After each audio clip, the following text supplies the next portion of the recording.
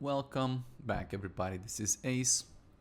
In the previous run, we had some issues that I noted down. For the priest, he wasn't healing in his spirit form.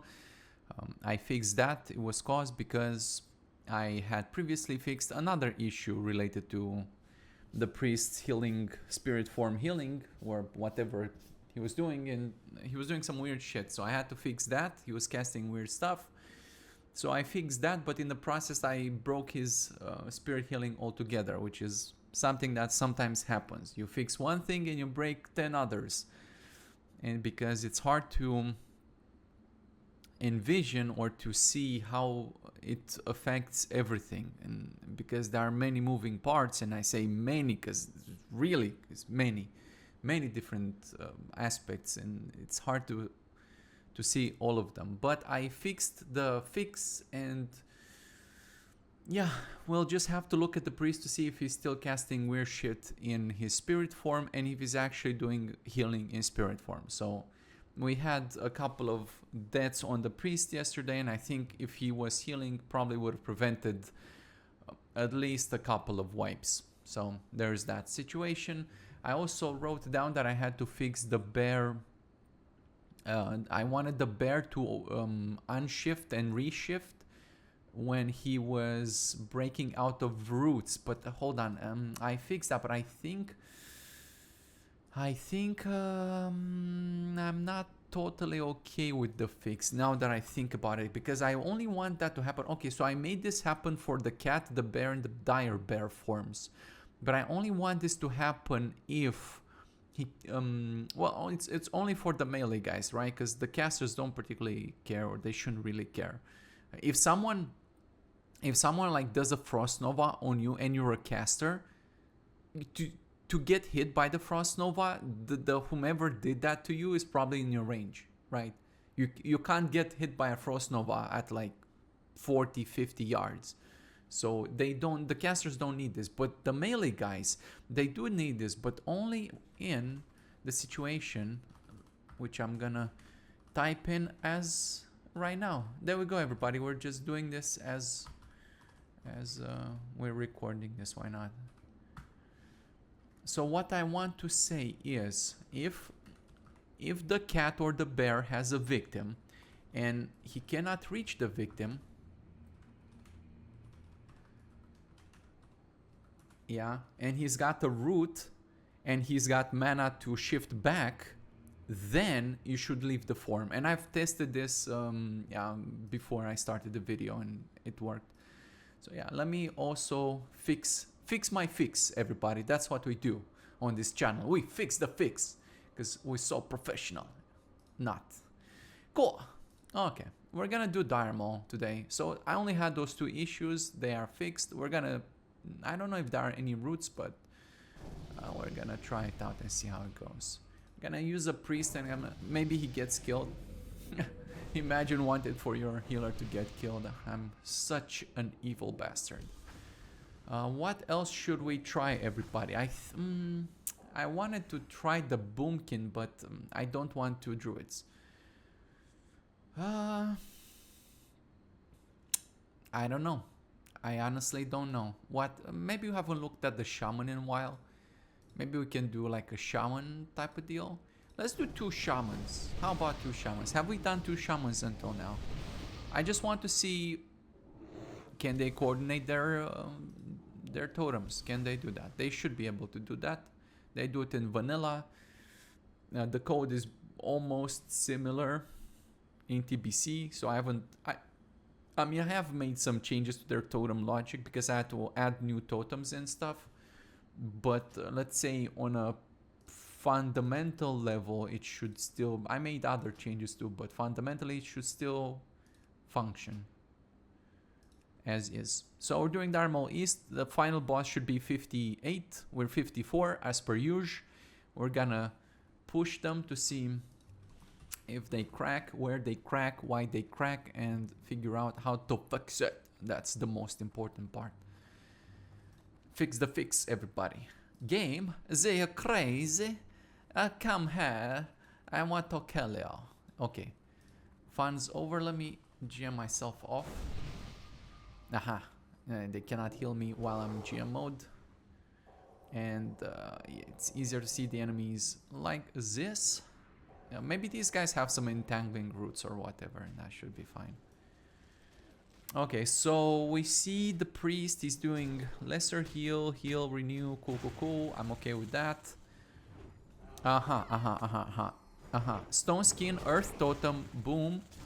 Grace of air, wind fury, boom. Spring, poops, and healing stream, poop. Perfect. Okay. Shamans tested. They coordinated totems. And they coordinated with you as well. It's not a bot only thing. If you were in the group and you had multiple shamans and you dropped totems, then they would see that you're dropping shit. However, their reaction time is much better than yours. Okay, let me put this in a way that will insult you. Your reaction time is shit compared to them. Which means that they might drop something and you... Because you see, by the time you actually see the totem in the world, like the totem materializes. Like from the moment they execute drop totem to the moment you see totem in the game, they see it instantly, but you do not. Which means you may not realize that they do something. And you might drop the same totem. So if for some L reason you drop the same totem as the companion, is because you dropped it after them. So you fucked it up. And I say that in a way that upsets you, but no, in reality, it's not really your fault because it takes you time to see the physical thing dropping.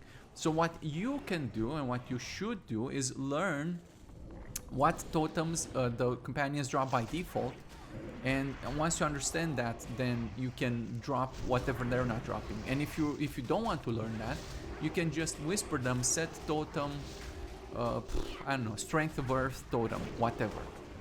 Right? So you assign what totem you want them to drop, so you know for sure that they'll drop those. There's no... holy shit, what is even happening here, dude? It's not correct. Whatever this is not correct. So anyway, you assign their totems and you know what they'll drop, and you just drop whatever you know their own drop. You know what I mean? Okay, I don't care. Okay, I guess this guy is like just spawning shit. He should not be spawning infinitely. I don't care. I don't even care if this is how it works in like actual game, which probably it's not. But no, it should never work like this. Like, in my opinion, right? In my opinion, it should drop like spawn like whatever, 4 of them, whatever, and then have like 5-minute cooldown. I don't know, just spawn it once. It's like, why does it keep spawning it, dude? We're all dead. What the fuck? Everybody's dead and they keep spawning these lashes, so that's not fine at all. That's not okay. Yeah, that needs to be corrected. I guess I don't know which ones spawn these. Maybe these phase lashers, whatever. We'll focus them down. But yeah, no, there should be no infinite spawning on anything. Yeah, we had that in the previous dungeon yesterday, didn't we? More of this. Yeah, I think with the first boss in, like, now he's just spawning this. What the fuck? It's not okay. It should not work like this. Okay, let's see if we can actually just... And it's also giving XP, so... Yeah. Nice XP glitch. Yeah, look at this. This is not okay at all. Okay, can we like teleport out? Will this fix it?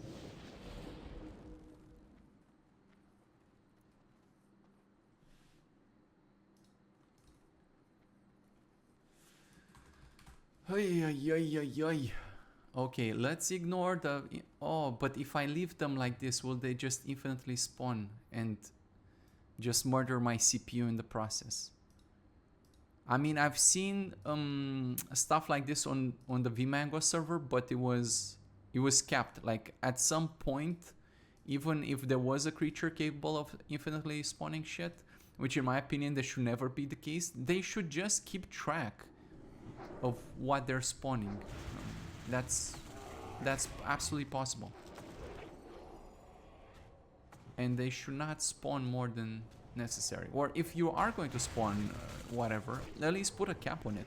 It's like, yeah, how many do we have? 8. Okay, we cannot spawn anymore.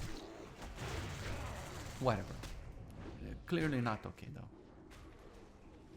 Okay, everybody kind of just stay here because I just want to see if they're infinitely spawning, because it'll just murder my CPU. Alright, it seems okay.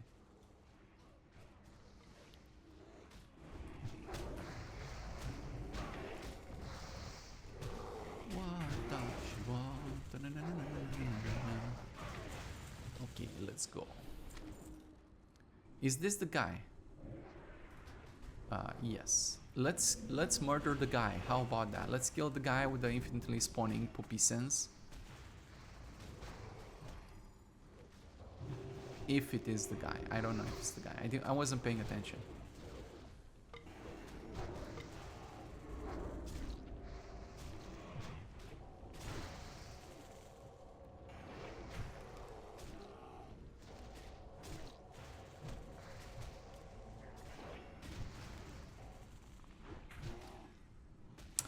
The cool part about having 2 shamans, and one of them is a melee shaman, the melee shaman can do totem twisting. However, if he detects there's already like Grace of Air on the ground, he will not change. He will not twist, right? He'll just drop... Where is it, though? He'll drop the Wind Fury one, which I cannot see at the moment. Do I have a Wind Fury? I don't have a weapon. Cool. Of course I don't have a weapon. Yeah, I don't see it as the big ass tree. Let's go, boys. Yeah. Strength of Earth, fine. Wind Fury, fine. Grace of Air, fine. Wait.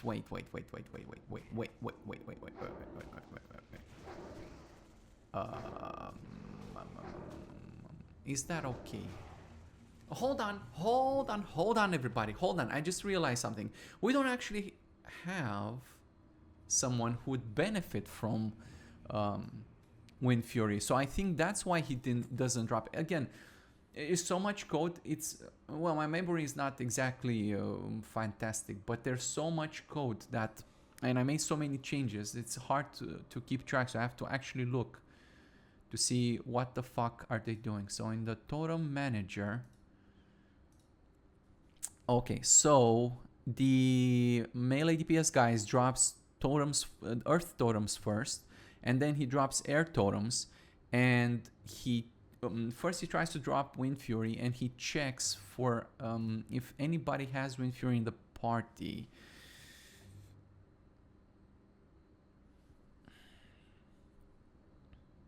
And he checks for tanks and melee DPS who are not shamans. Right.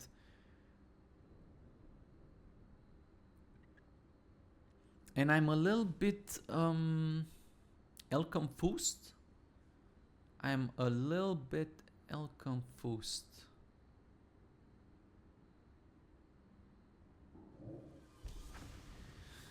I have to think about it. Let's think while they're killing shit, because yeah, it's not so simple. It's a little bit confusing what I did here. I need to read the code. Give me a second.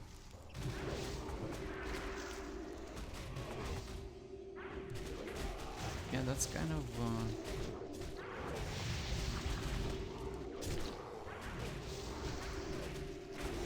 that's kind of the confusing part. Okay, so he's looking at party members who are in the same party, right? So even if you're in a raid, he's looking for same group members who are in 20 yards range, and he's checking to see if they have a weapon in the main hand, which in my case I do not.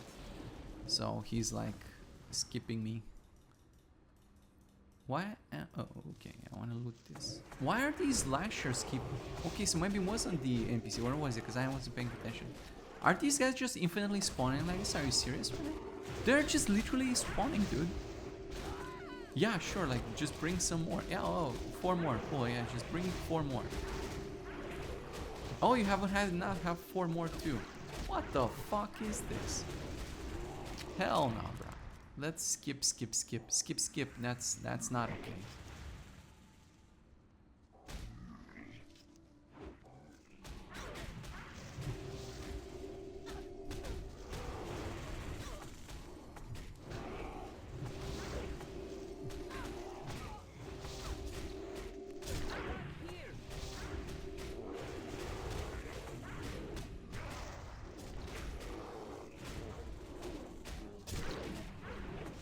Yeah, so what I did is he looking at party members who have a weapon, and if they have no temporary enchant, then they count them as needing one, which is a little bit confusing because, I mean, if you take, say, this guy, right, like you're counting the priest's weapon as needing a Wind Fury enchant.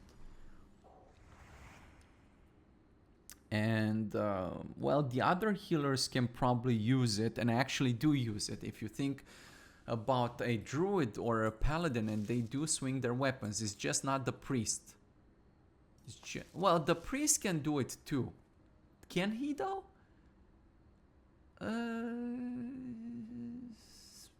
Probably not. I think the priest actually cannot do it. But you could be a priest and you could technically do it. I don't know why you'd like to do it, but you can do it. I mean, if you have some staff with Wind Fury, maybe it's better than the freaking wand. Again, it's hard to say. I don't know for sure. So I'll just leave it. If you have no temporary enchant, he'll give you Wind Fury. Or he would consider that you need it, right? So he should consider as in these people need it. I will just, I'll freeze the server a little bit. Yes, let's kill these guys, because I ain't got time for them. Clearly they can kill a tree, it just takes some time. Okay, so I need them to put the totems away. Let me see. I don't have a weapon, so he's not gonna even consider me at all. But he's gonna look at, and he ignores shamans, right? Yeah, no, actually no.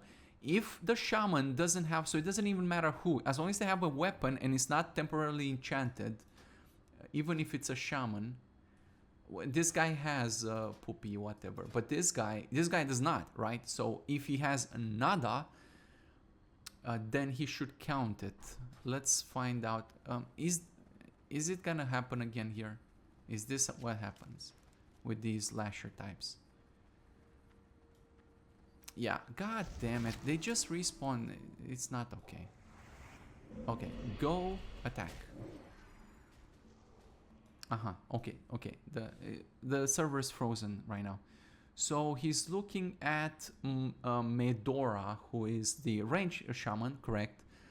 Cool, and he's counting Medora.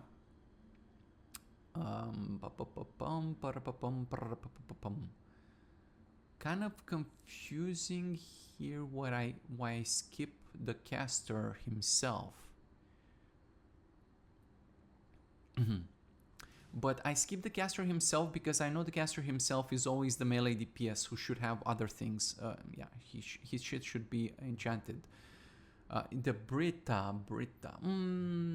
Yeah, but you can, I suppose in like the rares, it exists in the realm of possibilities that you could deny his Rock Biter and Wind Fury weapon. Now, I don't really know why you would.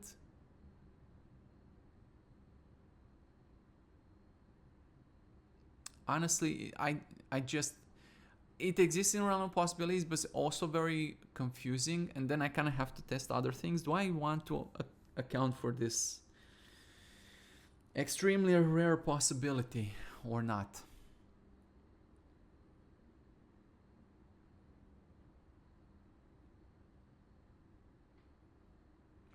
Fuck it, let's account for it. Why not?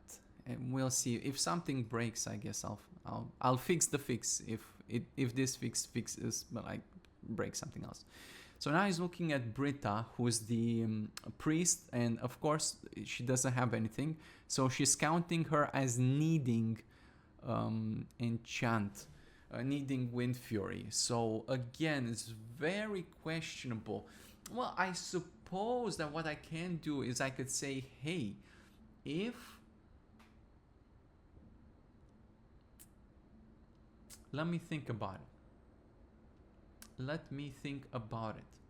I could say, if it's a priest, if it's a companion priest, then don't account for the companion priest because he literally does not need it. And maybe just like you have so many of these guys. Again, this is such a minute detail, but it's stupid if he would do it. Wouldn't it be stupid? It is stupid. It's stupid if he uses it when he's not supposed to be using it. So I have to do that there. And here I have to say if it's a companion and it's a priest. If it's a priest companion, even if he doesn't have an enchant on the weapon, don't account him for needing fucking Wind Fury, man. It's not, that's like, I don't know. It's just not necessary. Okay, so let's see. Okay, so the fix went through. Let's god damn. All right, come here. Yeah, I'm waiting for them to put the totems away. Cool. And then I'm gonna send them back into combat. Okay, so start.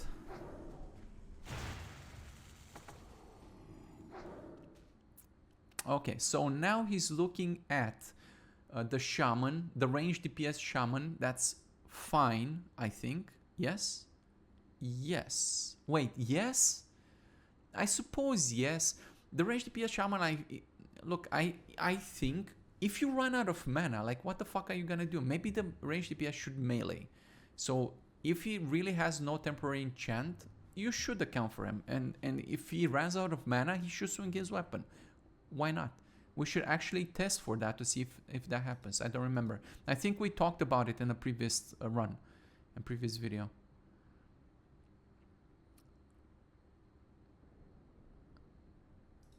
Okay, so Rilara?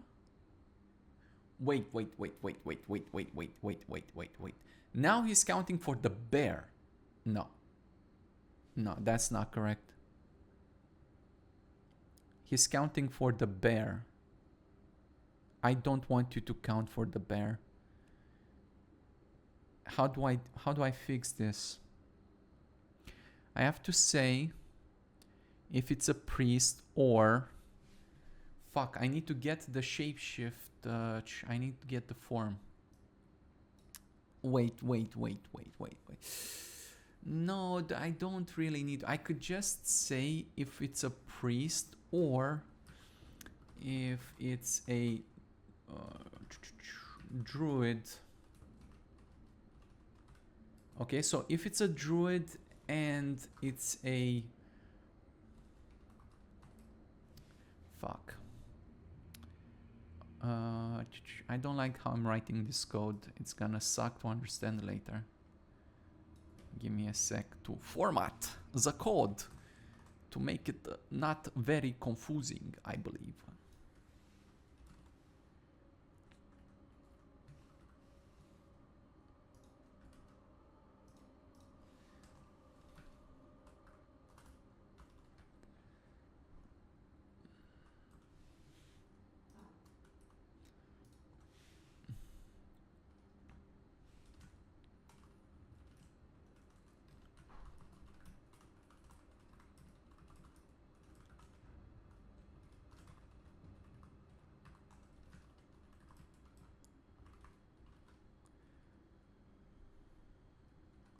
Okay, so if the role is tank, so if it's a druid tank companion, druid tank, or no, hold on. No, because no, it's not just the companions. Even if you're a player druid, if you're a player druid, it's the same thing though. It's the same damn thing. Maybe it's not. Fuck. Okay. So I cannot check for the role because players don't have roles. So if it's a druid, and I'm gonna have to look at the form.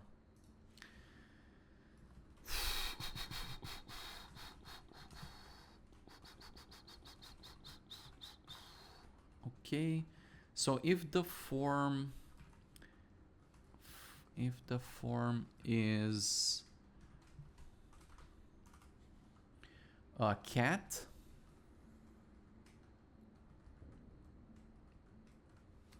bear, or dire bear, then don't bother. Right. Okay, let's do that again. Let's kill these guys because I don't care about. We know that they can kill them. All right, so totems away. Why is this guy not boom? Fucking shit! These things are everywhere.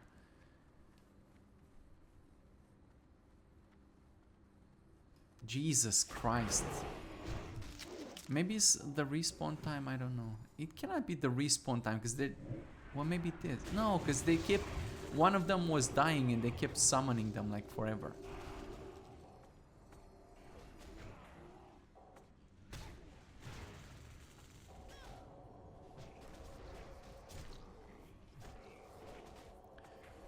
He didn't even check this time. I think it's because the range DPS dropped the Wind Fury. Hold on. The range DPS dropped the Wind Fury and...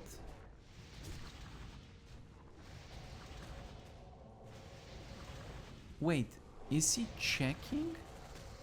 Where is he checking? Is he... Where? I'm so confused. He's not... Where is he checking for Wind Fury on the ground? I don't see him. Oh, okay. He did not even see it on the ground. I think he just saw that the other guy casted it. Damn. Maybe there are more issues than I anticipated here. But these issues are not... They're like... Oh, come on. Just weird exceptions. Come on, these damn bug things. God damn it.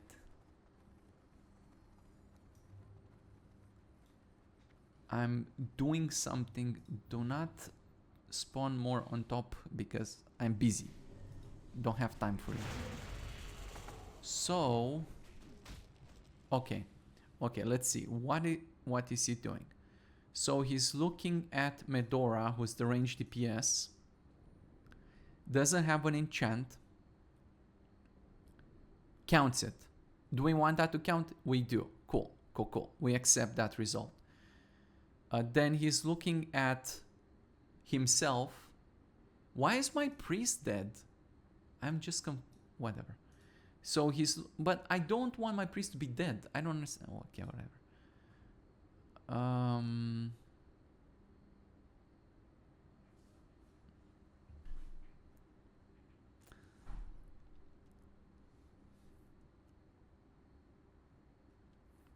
Wait, I put here a thing that says if anyone in the group was found on an existing Wind Fury enchant, return. So, okay. I mean, that's kind of fair, I think. If someone has Wind Fury already, then someone has provided it, right? So we don't need to check on everybody else. Which... I suppose, again, if you just think of all the bad shit that can happen, what can happen? Well, let's say you have a range DPS shaman and he drops some Wind Fury on your mage. And mage can accept it, whatever. Let's not question it for now. Let's just imagine it's a warrior. And the warrior is sitting next to the range DPS. And like way up ahead, past 20 yards, you have a melee shaman with a warrior tank and they're split apart from each other. He checks, you see, he checks backwards in a sense, right? He's going from the last party member who is the range DPS guy, and he's gonna see that way. He's gonna see that. He's gonna see that he has it. He has provided what the other warrior has it, and then he's not gonna drop it anymore. So, in a sense, is nice because you maybe save up some processor. But in the other sense, if your own party is split apart into two, which again, how likely is that though? Because well, again, it's, do I want to go on likelihood or do I want to go on is it possible? Because it is possible, like I've explained. You can have your party split in two. You can have your range DPS with a melee guy on one side, and on the other side your tank with your melee shaman on the other, and now you have two people who can potentially they're not within range of any totem and they can potentially get it. And frankly, you can just be on a different freaking continent because it doesn't really matter. Okay, I'm not checking on distance here, I'm checking if you have it. So if you're, for some reason your party is split on two different continents, which I guess that, again, the likelihood of that happening is very low. I don't think anybody would necessarily even notice something like this, but again, it exists in the realm of possibilities, which means whatever happen, however unlikely, it will happen. It's Murphy's Law. If you give it enough time and enough iterations, it can happen. Everything that can happen will happen if you give it enough. Maybe it doesn't happen on a small server. The chance of that happening is very low, but it can happen. And fuck. Okay, so if anyone in the group was found with an existing Wind Fury totem, don't return, just skip that person. How about that? Skip the member. So we're not gonna just jump to conclusions. We're just gonna keep checking for the other guys. We're gonna keep checking. Yeah. Okay, everybody. There you go. We're coding live, everyone. So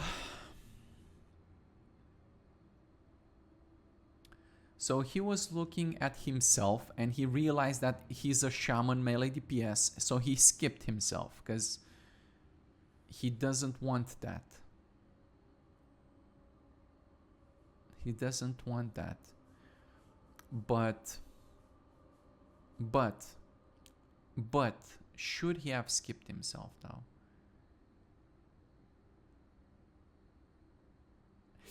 I don't know. Frankly, I don't know. Can I inspect someone while the server is paused? Probably not, right? Because... oh, I can.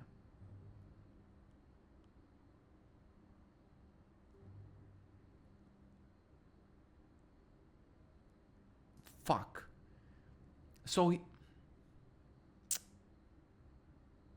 we're gonna have to test again. We're gonna have to look at the whole thing again.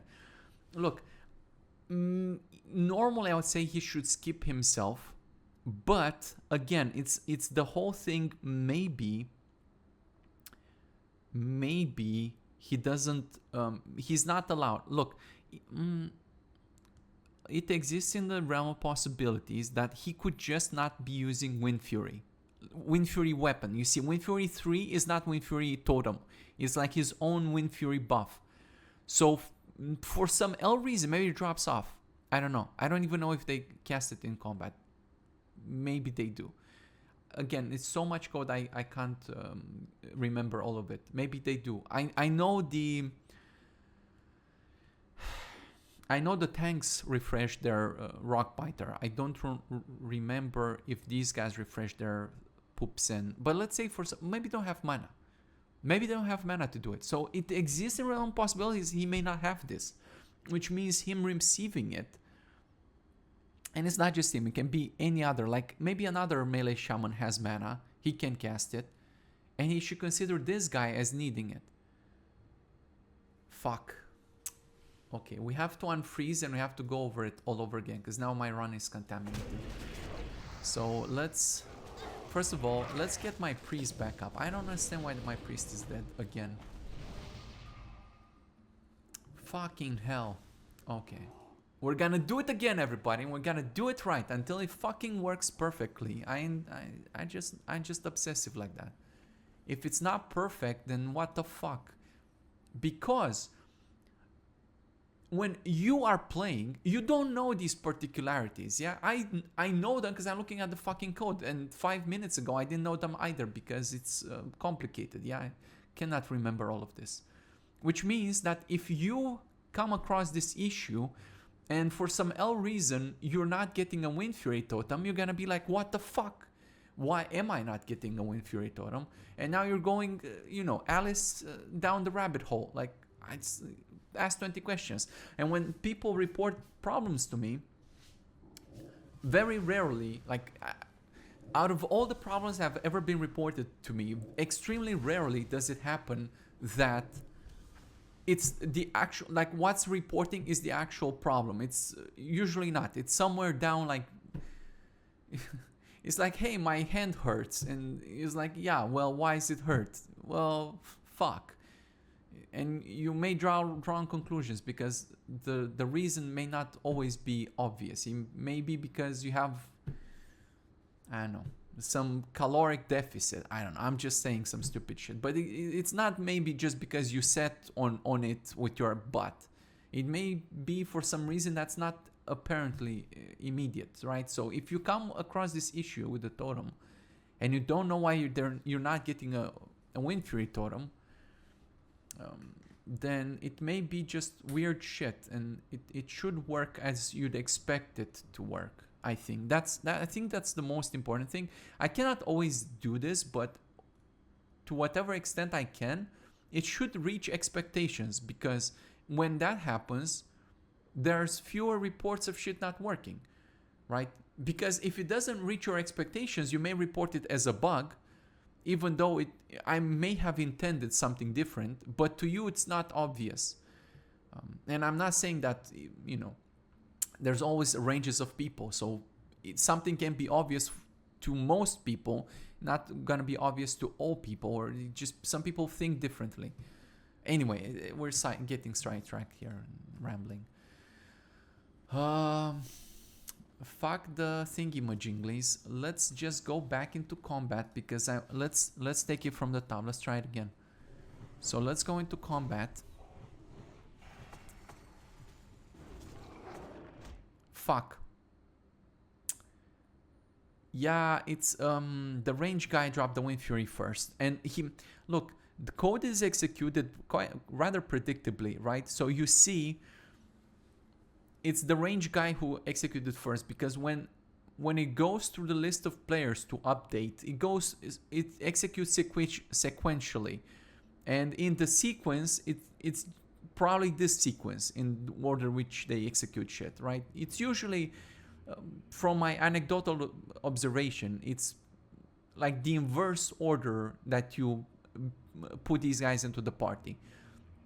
So it's gonna be Medora here, Quelesa, Brita, and Rilara. So this guy dropped it first. This next guy realized that, you know, because their logic executes within like 1/10 of a second or less. Right, so he realized that the other guy dropped it, so now he's still checking, but now it's contaminated. So what I need to do is I need to unfreeze this again. Deny add Wind Fury Totem. Yes, and we're gonna have to kill the tree, and yeah, we're gonna have to redo the thing. Let's go also finish the dungeon so we don't stay here forever.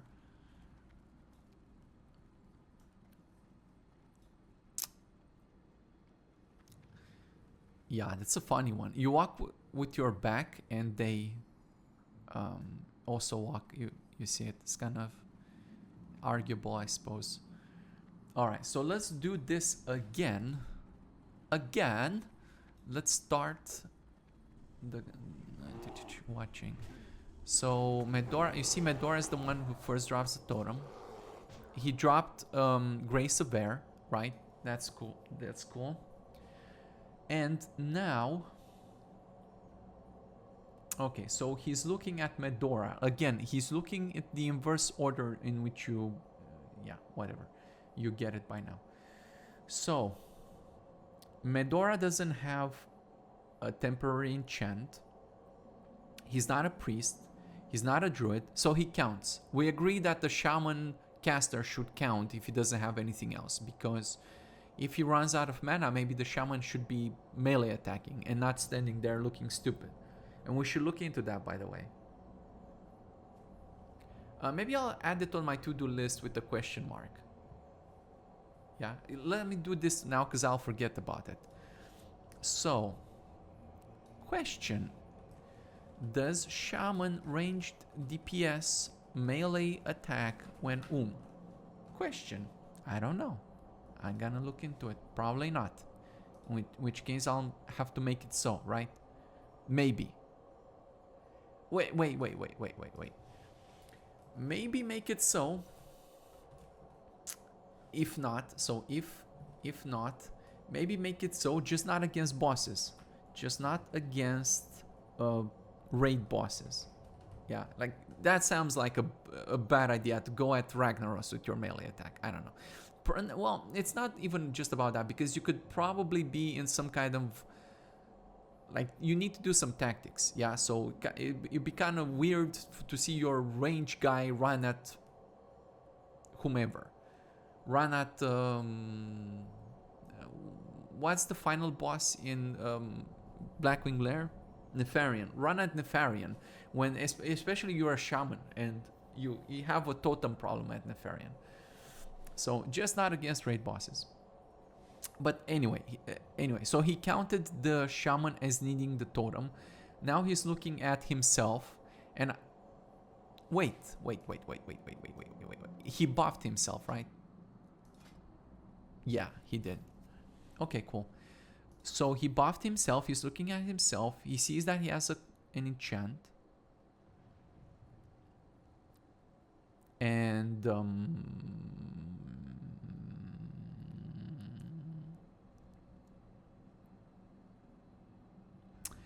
so I said that I'm gonna allow shamans to like participate in this. If they need it, they should be able to participate. So he's gonna look, is this guy a tank? Hold on, so this isn't the situation where they do have an enchant, right? This guy has an enchant. Wait, fuck. No. Hold on. No. It's not okay. This guy has an enchant, and it's not Wind Fury enchant, so we know he has an enchant.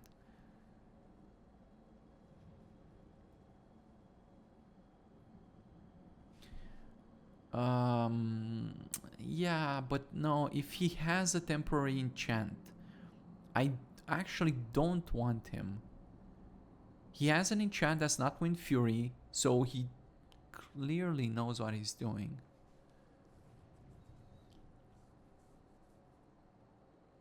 Fuck. How am I gonna do this? I mean, I could look at what enchant he's using, but does it really matter? I mean, if he's using an enchant, it could be like a sharpen weapon, but I think in the sharpen weapon code, I don't give shamans sharpen weapons, just because I assumed that they'll be using Rockbiter or Wind Fury weapon, so I didn't give them any. Fuck. The plot thickens because the problem runs deep. Okay, let's keep him for now because it's confusing me. So let's let's say if he's a shaman, skip. Oh, but what happens if he's a warrior? Maybe I should bring a warrior in. Okay, so what happens if he counts himself? Okay, and now he's looking at Britta, who's a priest. He's a companion priest, so he skips Britta, as we said, correct? Now he's looking at the druid, and the druid doesn't have an enchant, but the druid is a druid, so he skips the druid. The druid is in the forms, so he skips the druid. If the druid was in not bear or cat, he would not skip it, he would count it. So again, arguable. So right now we have Quelesa, and we have the shamans who say they need it. And I don't have a weapon, so he's skipping me because I don't have a weapon. So he's like,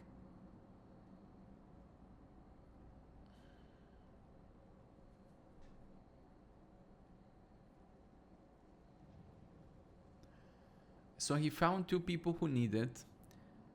He can cast it. Okay. Okay, so here's what's happening. He found two people who need the enchant, and now he's going to clear the enchants for the other bots, right? The way he does it is that he's going to look at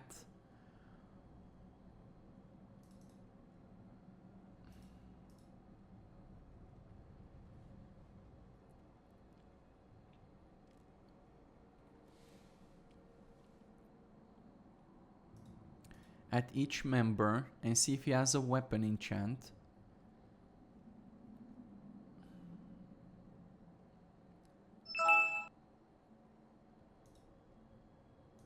Okay. Druids and shamans don't need totem weapon enchants, I said here.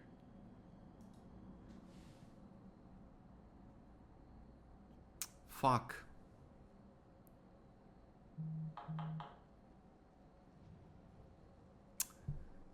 Yeah. Again, the shamans, I'm partial about them.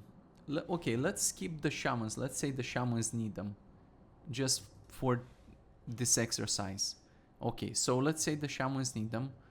Only tanks and melee DPS need melee weapon enchants.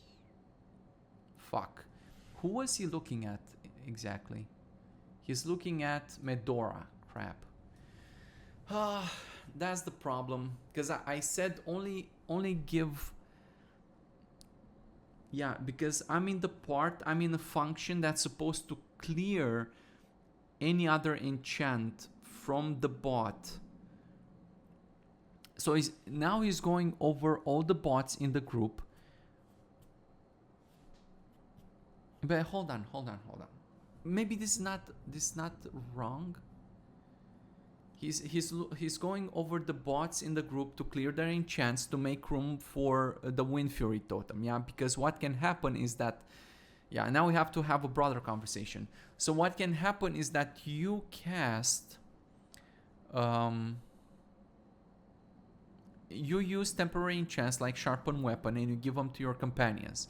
And let's say your warrior has a sharpened weapon, but you drop a Wind Fury totem and you want that Wind Fury totem to be used. And what's the solution there? Well, the companions don't know what enchants they'll receive, because how do you know what enchants you'll receive? Well, it's a pact, right? You make a pact with other human beings when you just play with players. You make an understanding. You say, hey, I'm going to play a shaman and I'm going to drop Wind Fury totem, and therefore don't use your temporary enchants. Yes, that's how you coordinate with other people. You talk to them and you let them know what you're about to do so they know if they should enchant their weapons or not. Yes, that's what happens. The bots cannot do that. And I mean, look, I can make it happen, but it would complicate your existence. Yes, if I can make it happen, so you tell them that you're gonna do it, but it would just make it difficult for you to play the game, because now you have to work around this. So the simple solution would be, if it happens for them, even if they normally enchant their weapon, if it happens for them to receive a Wind Fury in their zone, let's say, well, hold on. Yeah, they should disenchant, but no, because this is from the point of view of the companion. This is from the point of view of the companion. Well, actually, maybe I forgot about it, but when in the sharpening function, they probably disenchant their own. Okay, so there's probably two disenchantments happening from each bot's own perspective and from the perspective of the shaman who drops the Wind Fury. So when the Wind Fury shaman, before he even drops it, he disenchants the existing he disenchants the existing enchants to make room for Wind Fury. So it probably happens in two places. So that's how they do it. That's how they circumvent the lack of communication and, let's say, pact, for lack of agreement, for lack of a different word. Yeah, the agreement between people.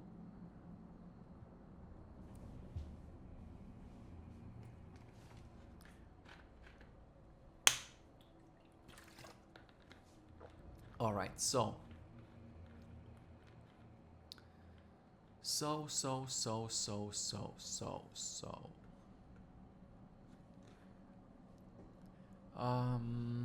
so he skipped, right now he skipped the range DPS for clearing his enchant, which I think is fine in a sense, right? He should not clear the range DPS's enchant, right? We're talking about the Shaman range DPS. We agreed to give the Shaman range DPS Wind Fury, but I don't agree to give him Wind Fury if he doesn't already have an enchant. If he already has an enchant, the enchant that he would have would be like Wizard Oil. So I don't agree to clear that out for him. If he has it, if he has a whatever, let him keep it. So okay, skip clearing the range DPS. Fine, I'm okay with that. Skip that. Then he's looking at himself, and he, as we have seen, he has Wind Fury. But hold on. If he already has Wind Fury, then why did he count himself? That's kind of my conundrum now. Man. Okay, so now he's looking over all the guys he needs to dispel. He's looking at the priest. You should never dispel a priest. He's looking at me. No. He's looking at the bear. You should not dispel a bear, I don't think. Okay, so on the same logic, you should also not dispel a shaman. Yeah, because I deleted this, but no, let's put that back. You should not dispel a shaman. You just, by occurrence, give him if he doesn't have it, but you should not dispel it. Because if he ever has an enchant, he definitely has the right enchant. Right? He definitely has the right one. So if he ever has one, don't fuck with it. Fuck. And I think I fucked my thing. And now, okay, so he looks at me. I don't have, I'm not an AI, so he's not disenchanting me. But he's dropping the totem. Okay, so this is what happened. But, yeah. But we're gonna have to go at it again, basically. We're gonna have to look at it again.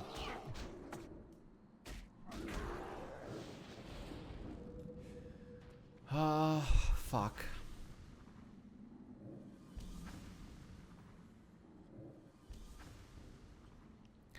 Let's kick the other shaman, or set. No. Deny add. What is it called? Grace of Air Totem. I just want to see if he's correctly totem twisting. Now we started with the shaman Puppy Sen, And now I have to see it through to the end. So let's look at it again.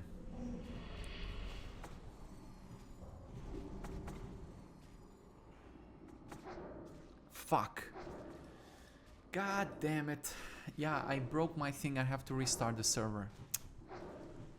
Shit.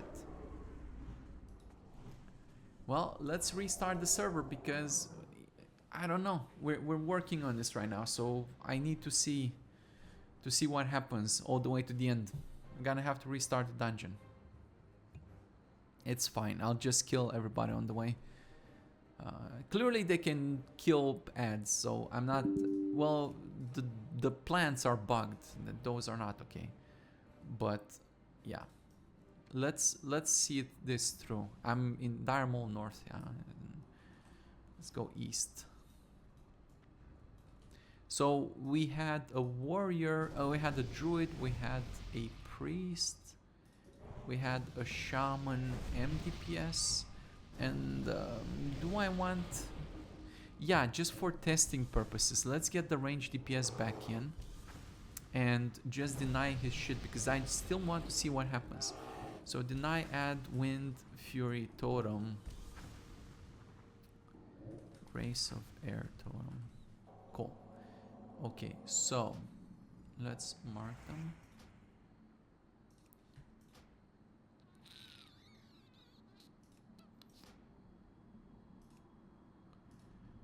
Okay, let's skip past these other guys. Let's set debug on the actual shaman. Skip the annoying plants.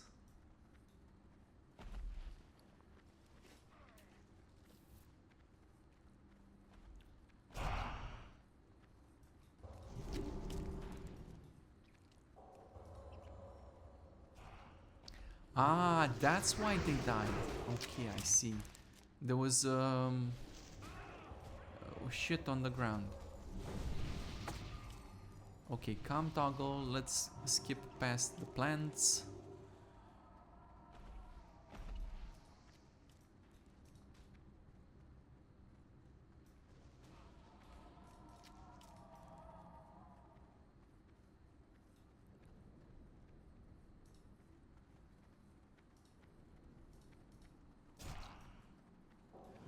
Oh, it's these poopy scents. Okay.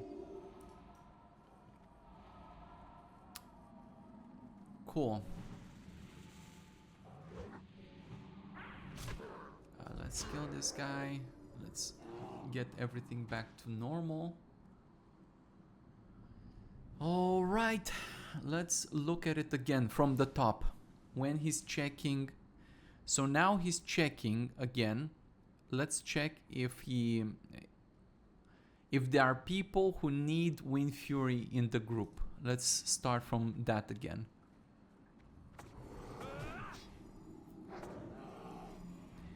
All right, so he's looking at, again, they're going in inverse order at Kalithor here.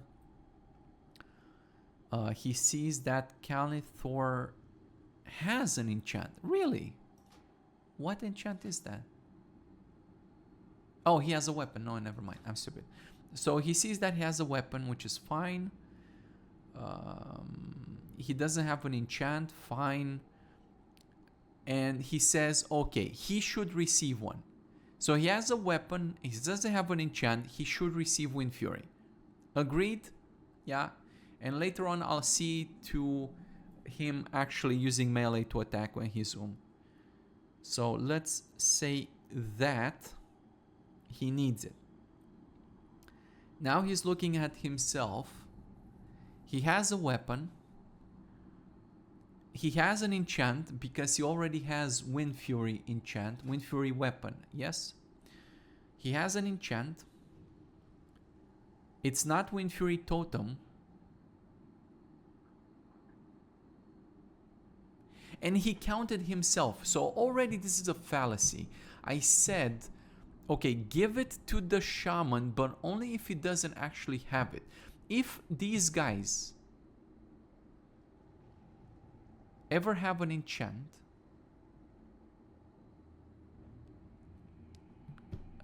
This is kind of the issue.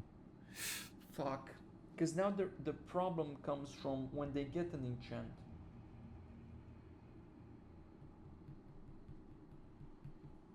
Okay, let's leave it the way I initially thought, because clearly I was onto something. So let's not count the shaman, because if he has an enchant on my other logic, where when they sharpen their weapons, I'm giving him the actual Wind Fury there. And I guess if you let's explore that problem on its own terms, because it's just becoming confusing. So let's restart the whole test. Let's kill this guy. I don't care. He's clearly killable. Let's attack the... put the totems away first. Totems away, please. Can we put the totems away? Why are we still in combat? Hello? Why are we in combat?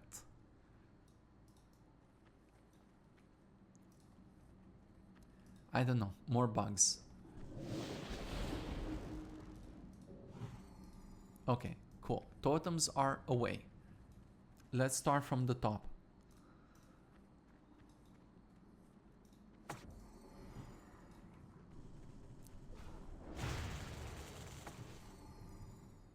Alright, so range shaman, we decided he doesn't have an enchant, we're gonna give him one.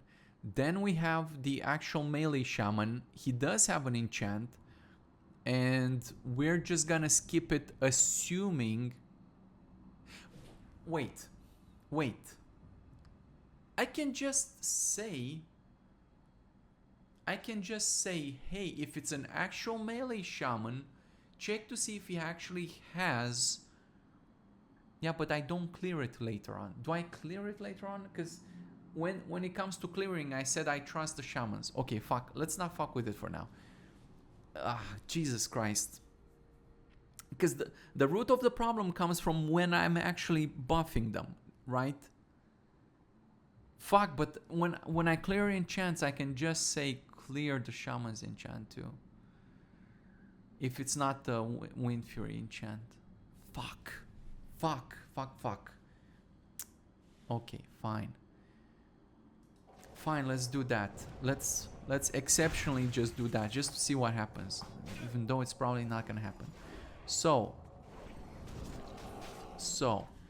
we're gonna say here, if the group member is a shaman, he's a melee DPS, and so in the particular case that he's a shaman and his enchant is actually Wind Fury, then skip him. But if it's not Wind Fury, then count him. Okay? So if it's a shaman and he has a Wind Fury, skip him. Is what I'm saying. Let's see. Fucking hell. Okay, we're gonna have to look at it again. From the top. Okay, so we're counting the range DPS guy.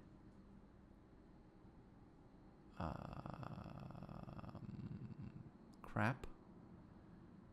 I think I skipped too much. Okay, never mind. Let's let's reset.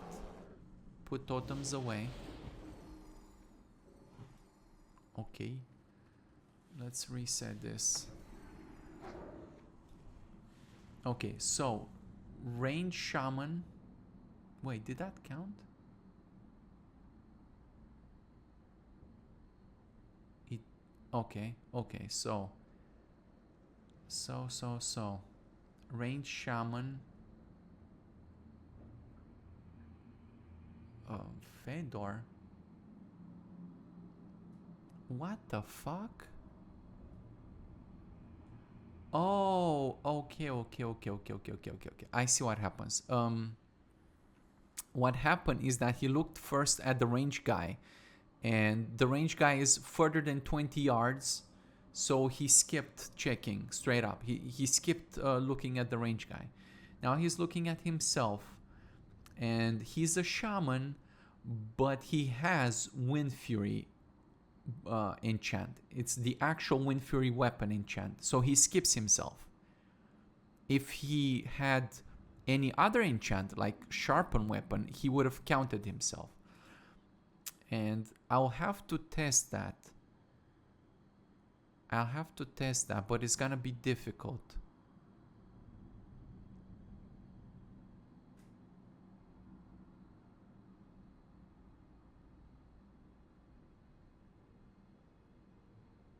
Fuck, I think we have to stop the video and just fix this. I say fix. It's not really needing fixing. I'm improving it, you can say. Okay, so he skipped himself. Now he's looking at the healer. And I said skip the priest AIs because they will never melee. Right? They don't have logic to melee, and I don't intend to give it to them. Even though maybe I should. I'm saying don't give it to them on account that they actually have a wand, but maybe they don't have a wand. And in which case they should melee. Fucking hell. We're just like Ariadna's thread here. We're just unthreading the biggest knot. Okay, so I'll add on my to-do list. Priest. How to do this? Priest companion. If priest companion doesn't have a wand, then use melee attack. And maybe also check for other casters as well.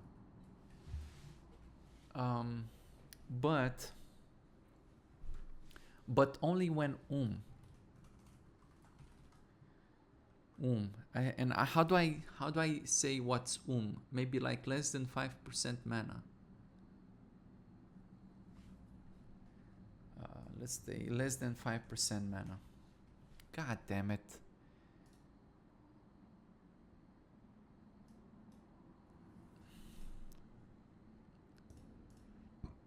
All right. So for now he's skipping the priest.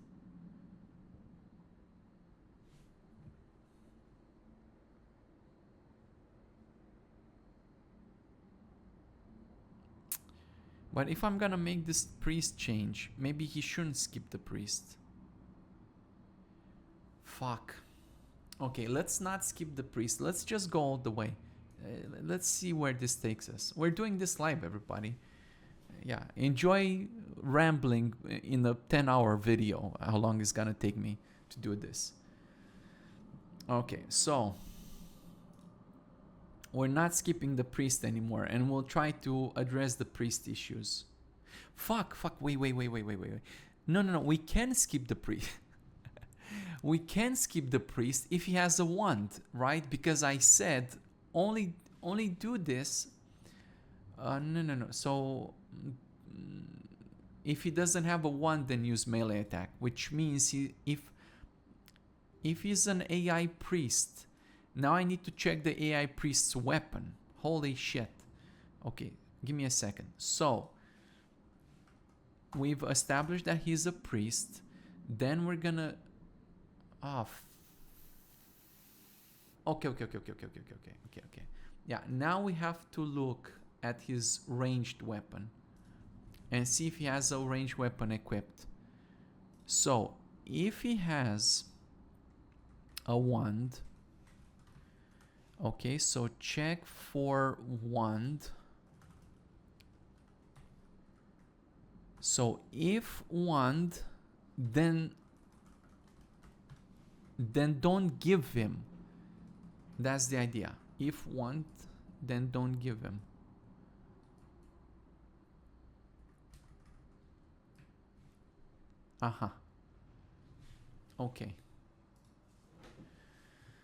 Okay. Let's try to remember all this weird shit. Now he's looking at the druid. And the druid... Wait, he's looking at the druid.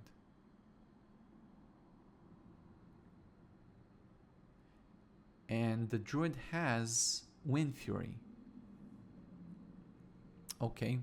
I mean, yeah. If he has no other enchant, then he's gonna get Wind Fury Totem. Fine. And I don't have a weapon equipped, so he's completely skipping me. So now he's like, no, everybody, I don't need to give anyone anything. But he's probably still gonna drop it because of the priest, or not. No, he would drop it. He would drop it for the ranged guy, right? The ranged guy does need it. So the point of it is, why are we even doing this? Because we have to determine whether or not he should drop Wind Fury. No. Okay, let me put it differently. Whether or not he should Totem Twist. Let's take a different example. Let's say you had a group of casters who have wands. Casters with wands. You don't want him to do a Wind Fury rotation in that case, do you? You don't, because that's a waste of time and mana. Because casters don't care. That's why I have to check who actually needs it to determine whether or not I should Totem Twist. You see? And if you are playing with real people, then you just communicate that and it would be simple. But they don't play with real people and they don't know what's going to happen. And they have to adapt to changes. Maybe you change his group. You move him from a caster group to a melee group, so he has to know. And again, with humans, you just tell him. Right? There would just be a convention. You understand that. But they don't know. They have to always check. So again, all of this is circumvented if you just assign them the totems, and then they don't have to worry about any of this. They would just cast whatever you tell them, whatever you assign to them. But this is in the situation where you haven't assigned anything. Fuck. All right, let's go over it again and again until we figure it out. And we'll probably have to stop this dungeon because we have to look at priests and wands.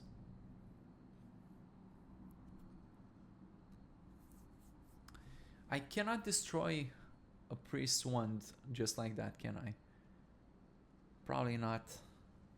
No, I'll need to implement something. Okay, let's try that again. So he's looking at the ranged shaman. The ranged shaman has a weapon. He doesn't have an enchant. We agreed to let him have it.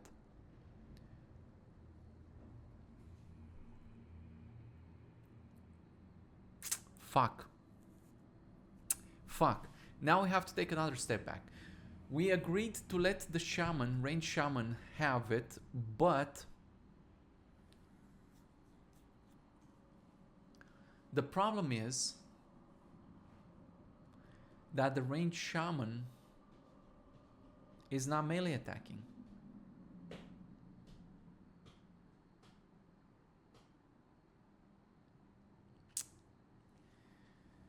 Fucking hell. Because I'm totem twisting. Let's say it's only the ranged shaman who needs this. And now I'm totem twisting for the ranged shaman who's casting spells. Is that a waste of time or what? It is a waste of time.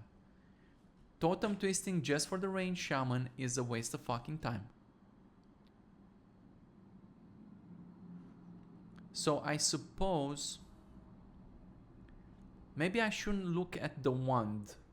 Maybe I should look if they are actually melee attacking. I should look if the priest and the range Wait.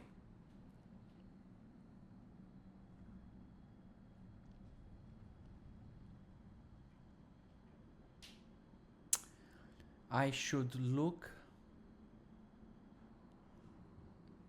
Maybe I should look at healer and range DPS and see if they're melee attacking. Maybe that's the correct thing to do. That's the correct thing to do. Okay, I think maybe that's a better solution here. Check to see if the healers, if the companion healers and ranged DPS are melee attacking, and if they are, let them have Wind Fury totem. I think that's gonna be the guys, and then I don't have to struggle so hard to determine this, if they need it or not. Maybe, if it works. If it works. So, how do I do this? I need to look at the role.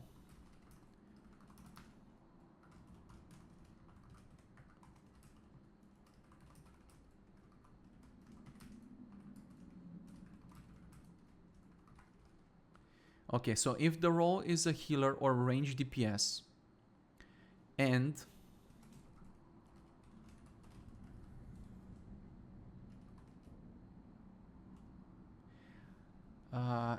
he is melee attacking, then allow him to have it. And we'll see,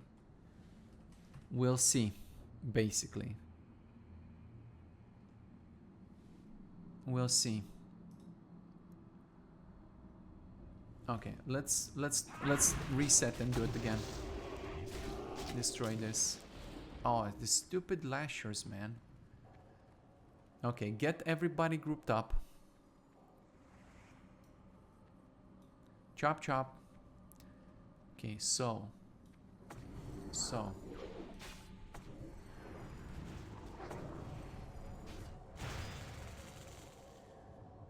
he's looking at the shaman. Shaman doesn't have an enchant, and he's not melee attacking, so he skipped him. Agreed? The shaman, the caster guy, is not melee attacking, so he skipped him.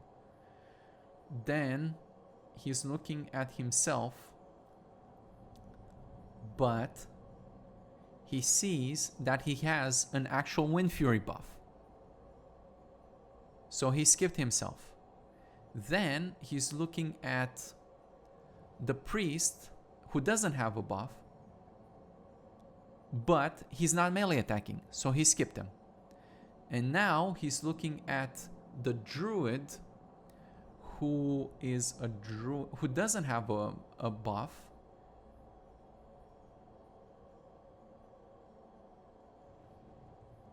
but he's in bear form, so he skipped him. And now he's looking at me. I don't have a weapon, so he skipped me. And now he's like, nobody needs Wind Fury. That's his conclusion. He drew the conclusion that no one needs Wind Fury, so he skipped Wind Fury. And now he's gonna drop Grace of Air Totem. And you see it in the ground. Now he dropped Grace of Air. This is why we did this. This is why we did this. Because no one actually fucking needs Wind Fury.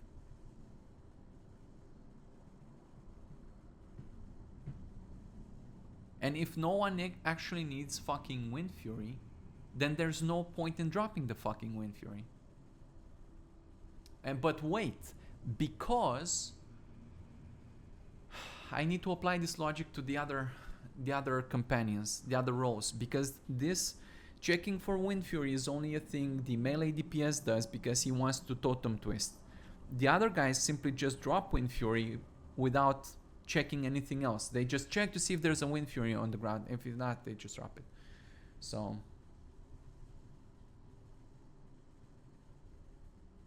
So I have to give this function that checks if someone needs Wind Fury in the group to all the other shamans.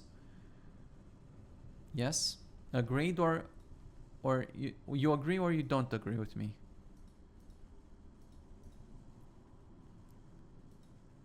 So let's start from the tank. The tank, on his air totem rotation, first he drops Grace of Air as a priority, which is understandable because he's a tank and he wants agility. Then he would drop Wind Fury totem, but I'm going to check to see if someone actually needs it.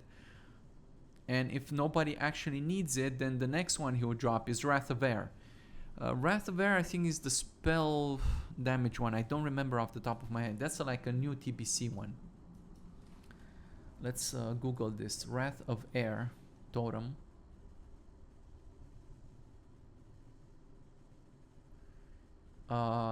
Yes, spell damage.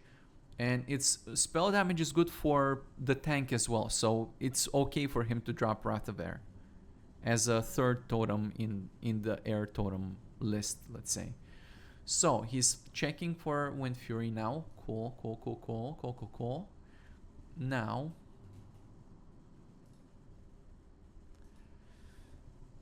let's look at the healer.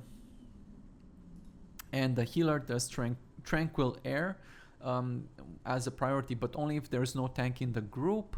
Then Wrath of Air and then Wind Fury totem. Wait. I just noticed something. Let's go back to the tank. Okay, it's correct. So whenever they're dropping a Wind Fury totem, they're also cleaning the enchants or removing the other enchants, like Sharpen Weapon, from the other guys. Right? That's the idea. Okay. So that's cool. Fire totem, okay. Melee DPS, we looked at him. Now we have the range DPS, and he drops also in order Tranquil Air, Wrath of Air, Wind Fury totem, and Grace of Air totem. Wait, does the healer have like one less? No, he's got Grace of Air too. Cool. Okay, who has one less? Does anybody have less than 4? No, they all have the stuff. Okay, so I want the range DPS when dropping Wind Fury or before to check if someone needs it as well. So don't just stupid drop it. Check to see if someone needs it.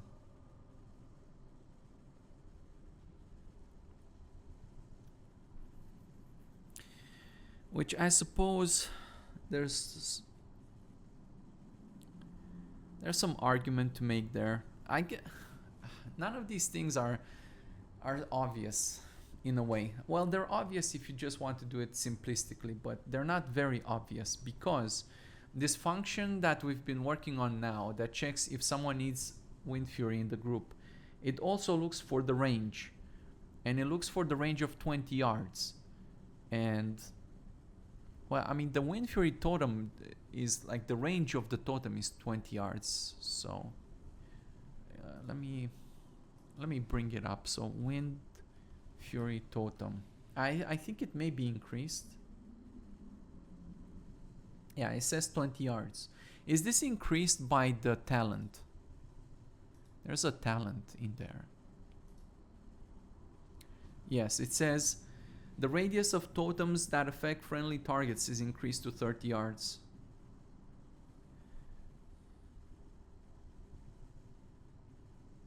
Fuck. I have to check for totemic mastery. I think it's a smart thing because of the other guys. Right? Because of the range casters and whatnots. Because if they don't check, you have a problem. So, fuck. Okay, let's go back to the function. And we're gonna say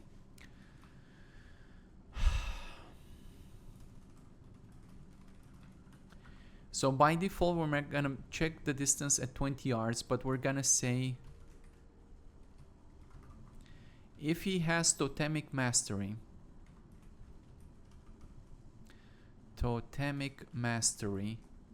then the distance should be 30 yards.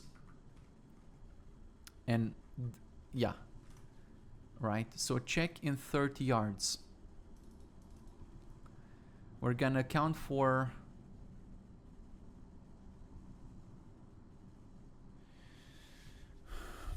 now. I'm wondering if the way I calculate distance here is correct, because I'm checking 2D distance. Fuck.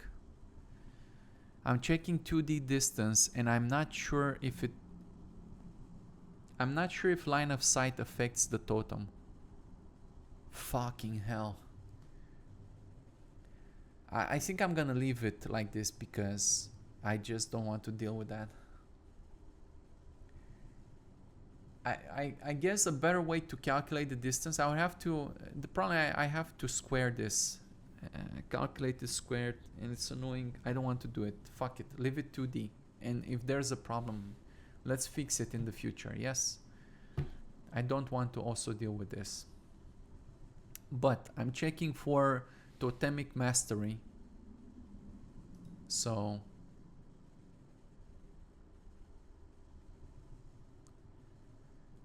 the range guys can know.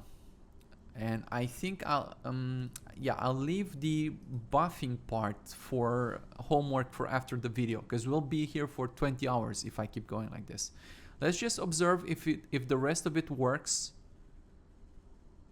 And if it works as expected, for the other parts with buffing and melee attacking and shit, I'll need to spend a few hours thinking about it and how to do it.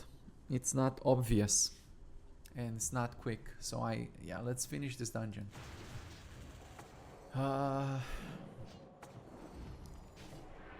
Okay, so what do I expect to happen now? Why did we do all this? Because now he's just dropping Grace of Air. He's no longer totem twisting because he has nobody to totem twist for. Yes? He's nobody to totem twist for. So now he's just dropping Grace of Air. So now, if we say deny remove all to this guy, what do I expect to see? He should drop the next air totem in line after. What was his first one? Let me look. So for a range DPS, it was Tranquil Air, but we have a tank, so he's not dropping that one. It was Wrath of Air Totem. I don't think they have it at this level. It was Wind Fury Totem, and it was Grace of Air Totem. And if they don't have any of those, he's not going to drop anything. And as we observe, he's actually not dropping anything. And what was it? Wrath of Air is at level,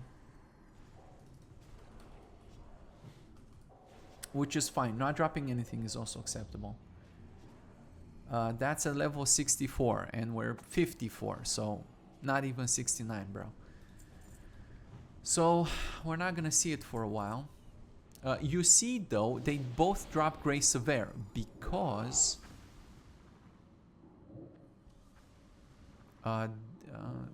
what range do they check for that? Wait. What range do they check? Radius. They check in radius. Radius is what? Yes. They also check. They check for the radius, accounting for totemic mastery. Correct.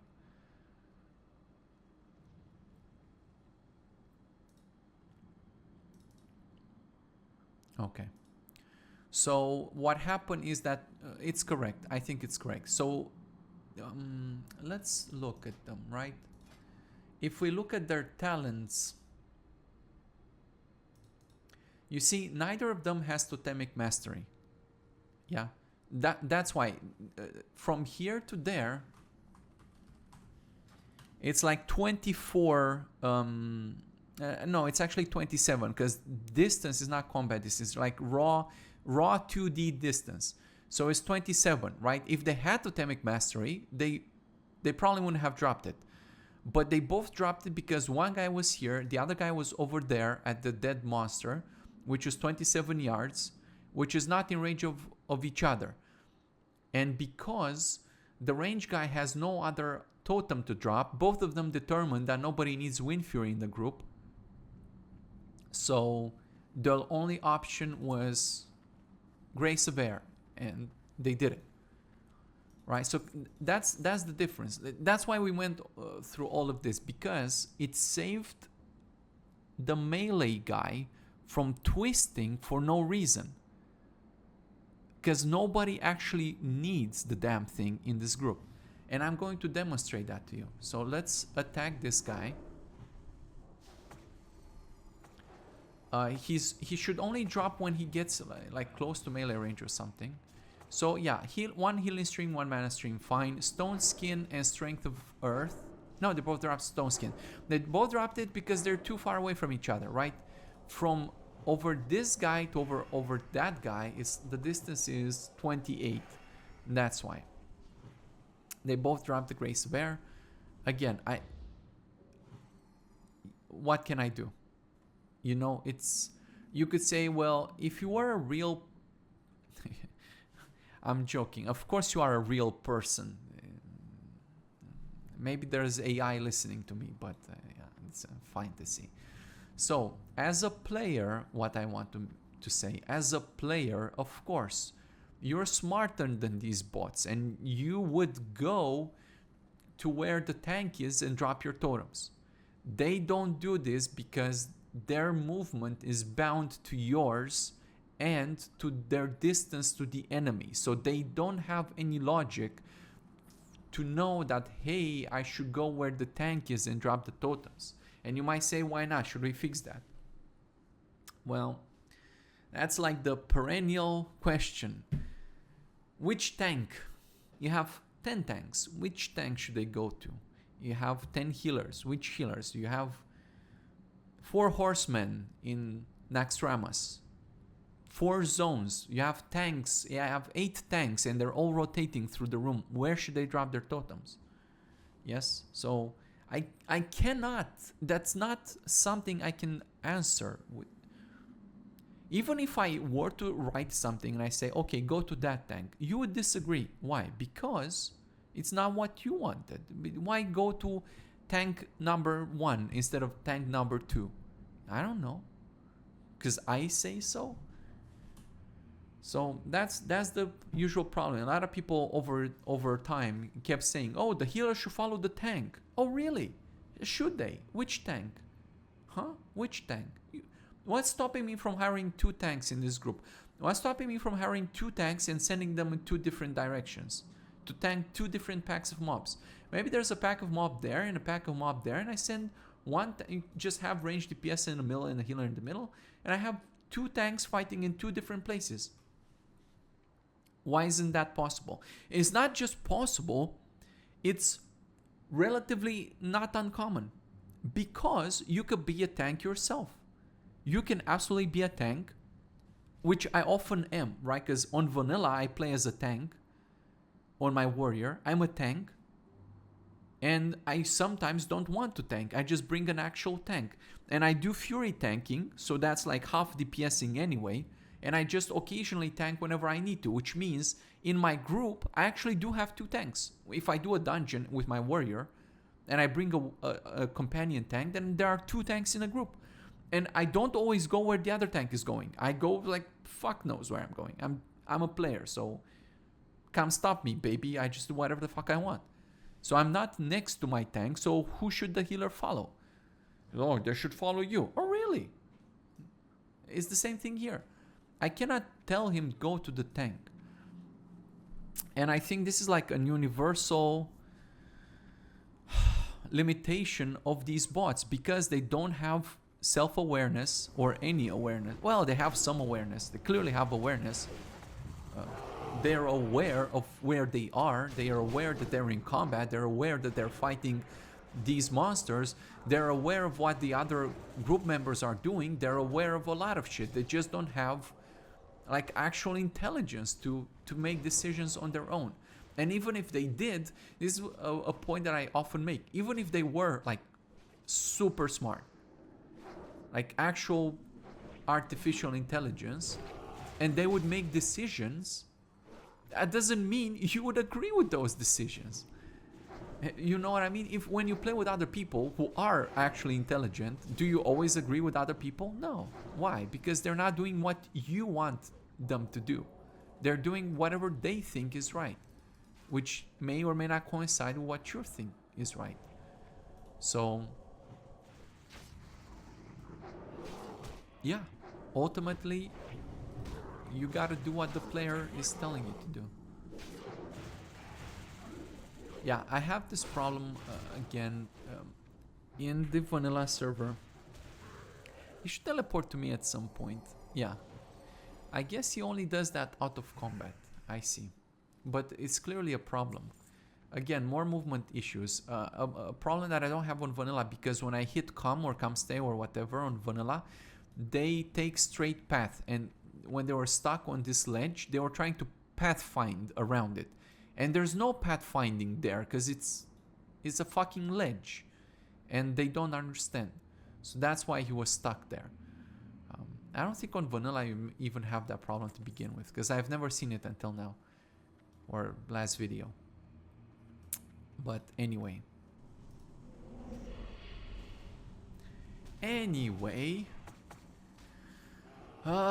Yeah, I gave myself more homework with the shamans, but I think it's for a good cause.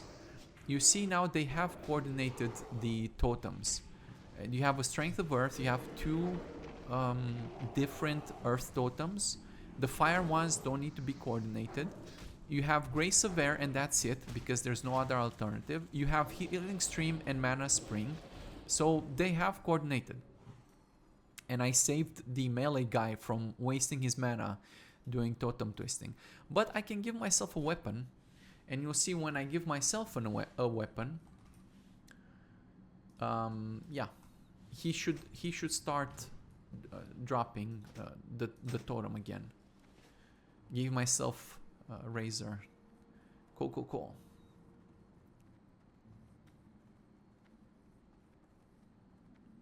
So, will he do it or will he not do it? Strength of Earth, correct. Grace of Air. Ah, the other guy did it. Okay. I told you, the logic execution oftentimes, very often, is in the inverse order. It was like the last guy you added is kind of like the first guy who executes the logic. That's why it was this guy who did it first. But nonetheless, they both have the same, I gave all of them right now the same function that checks if they need to drop a Wind Fury totem. So that's why, yeah. But it's correct, right? So now he's doing it.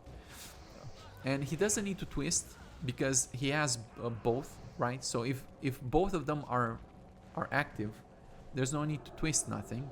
So in this case, again, if you have two shamans, then you're sparing mana from the melee shaman, who's apparently, apparently he's doing a pretty good job with the damage. So, yeah, that's fine. And now I have to look, after this video, I'll look into how do I handle casters. Should they be melee attacking against non-raid bosses when they're out of mana? Well, when they're out of mana in case of the shaman, in case of something like the priest or a mage or a warlock, is if they have no wand and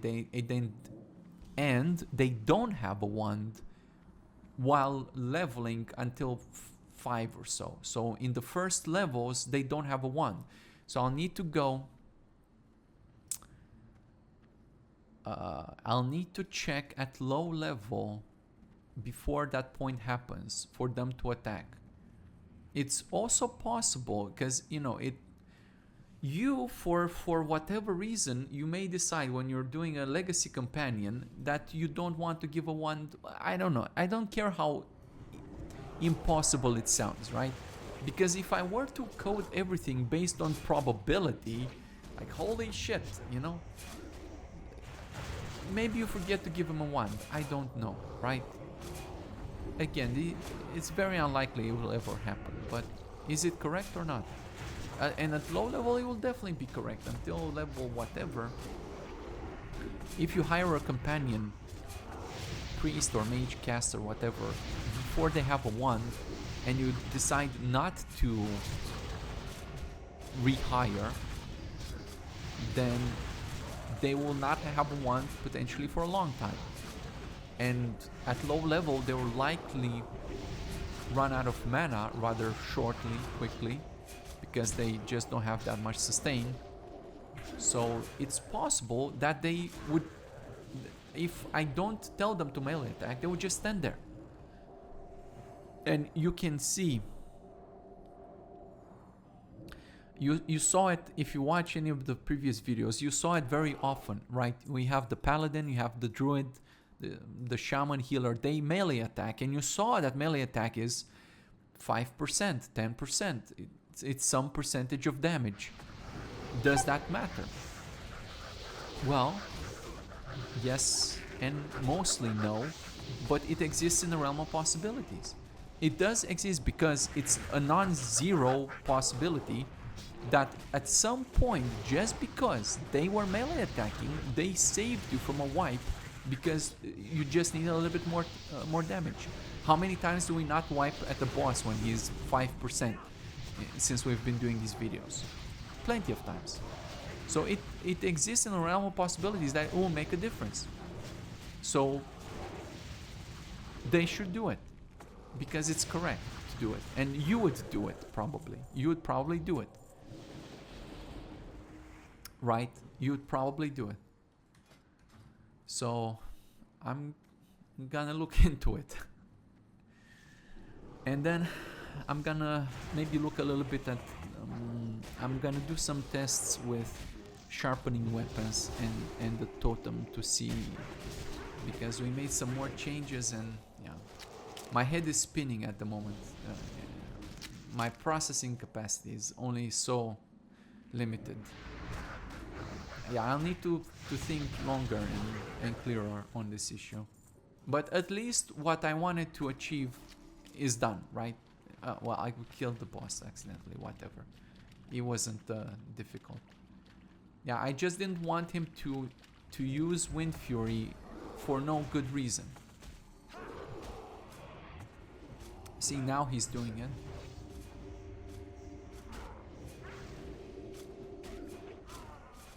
Right? But, well, now he's not totem twisting anymore. Maybe we can... let's deny add again.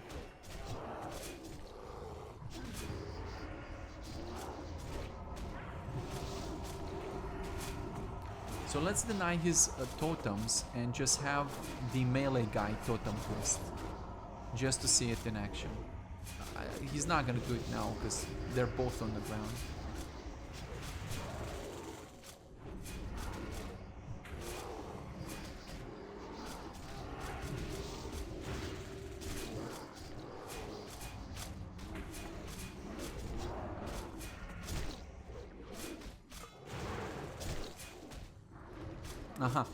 Exactly. You see this, everybody, yeah? You see it. You see what I'm talking about. He's out of mana. He's just standing there. Right? The ranged DPS shaman. He's just standing there. He could melee. Look how close these guys are to dying. He should just melee. If you're like below 5%, go melee, dude. And you know, cast afterwards. I don't care. But like, instead of standing there, just melee attack. That's it. Just melee attack. Just go melee attack. Easy. Where if you're below 10%, just melee attack. It would make a difference. What, do you think his weapon is not good? Come on, man. Look at this weapon. It's 51. 51 two-handed weapon. This is 5% damage. You think you need that much more to kill these guys? If I start swinging my weapon now? It adds up. It just adds up. And he could have done it for a while. Like, we've been here 20 seconds. He could have swung that weapon 5 times. I don't know. Like 10 times. 10 weapon swings he could have done.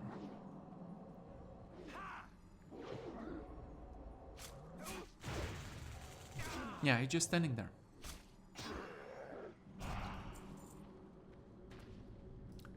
Cool.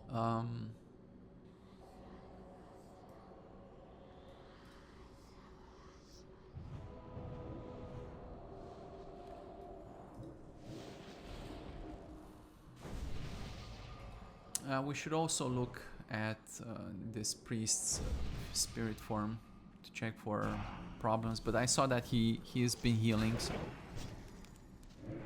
that's okay. Oh, these fucking lashers, man.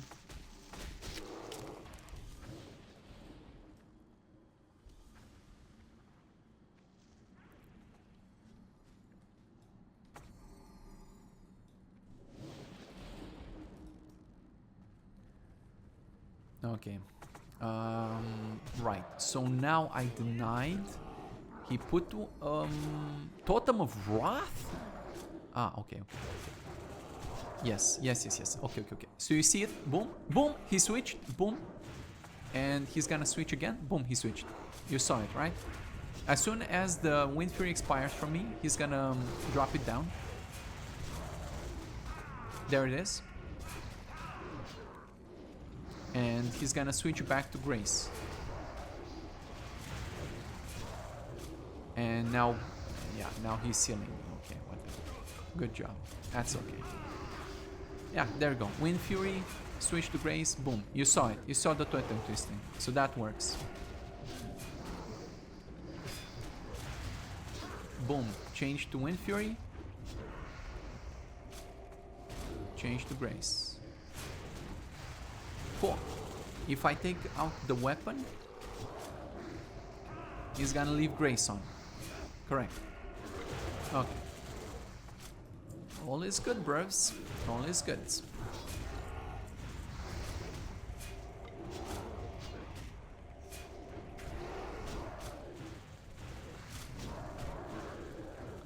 Cool.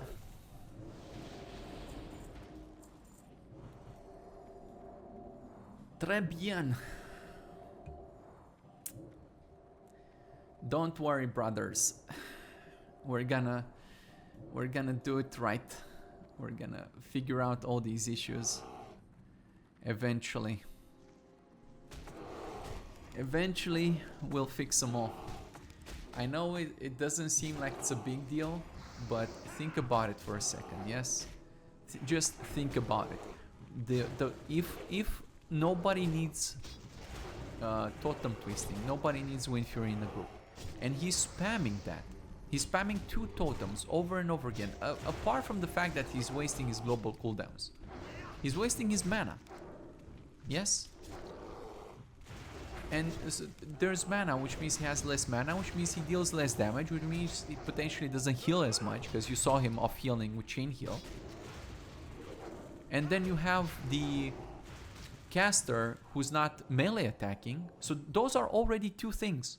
Do you think there's never a possibility where those 2 things combined are like, yeah, just gonna make a difference? And when you scale that to a raid full of these guys, yeah, you scale that to everybody. Yeah, like when there's 1 of them, when there's 2 of them, when there's 3 of them, you start to have a problem now, because you have 3 guys who are inefficient, 4 guys, 5 guys, 25 guys, 40 guys who are inefficient. Do you think it adds up or not? I would say it fucking adds up. Yeah? And what's the point? Because you see so many times that we do a dungeon and they wipe at, I don't know, the boss is 10% final boss. And If they just work correctly, like they work correctly and they do the damn things, you know, as efficient as my brain can make them do them, then what's the upside of that? Well, then I can cut back on the gear, and then, right, the gear obviously is a balancing act. The better gear you have, the less correctly you need to play. If you have OPGG gear, then you play like a tomato and you still win. So if I give them shit gear, but I give them good logic, and I allow you to upgrade the gear, and I allow you to give them consumables, what happens? What happens? You make a damn difference. That's what happens. When you get the gear upgrade, the gear is like a force multiplier. So they were already doing fine, and then you just upped their stats. And now they're doing fine, and they start to have margins of error. The better the gear they have, now they don't care so much. Now they can handle 2 packs of mobs and that sort of thing. Just a little bit better. And a little bit faster, because it's not just, handling 2 packs of mobs, but, the better gear you have, the faster you go through the dungeon, the more time you save. Yeah, so you spend time investing in, your gear and consumables and whatnot, and you just do the things faster. Like right now, we pull 3 packs. This is a wipe. I don't want to deal with it. Just pull 1 pack at a time. Just pull back. But, the more you keep juicing them up, if the logic is good, the more you juice them up, the more you can handle a lot of these other things. So, again, I don't think it's ultimately necessary. Like, you can do other things. Yeah, you can do like other servers do and just nerf all the shit in the world and just pump them with all the shit, juice them with all the shit, and nerf all the mobs and all the encounters. And yeah, just call it a day. And that takes like 5 seconds of work and you're done. But what's like an actual better experience? I play a lot of games, a lot of other games. Even now, I'm playing Pathfinder War of the Righteous, and I made a playthrough on like normal difficulty, and towards like the middle of the game, I was so strong. I was like, what the fuck? I'm just destroying everything. Like, there's no challenge anymore because I play well and I know what the fuck I'm doing, and it's like, yeah, the game is over. And it's too easy. When was I having more fun? When was I less likely to quit the game? When the game was hard at the start, or when it became easy towards the middle? Well, I told you not at the fucking start, because I played I finished the game, right? But towards the middle, right? So clearly, when it got so easy that I was not challenged in any way, and I was just, every other fight was just yet another fight, and I mean, I still had the satisfaction, of course, of getting there and all that jazz, but if you don't even have that and you just wake up and out of the gate you're super strong, then what's the point? Yes or no? What's the fucking It's a game. By default, by definition, it should have some challenge and objective. Otherwise, it's nothing.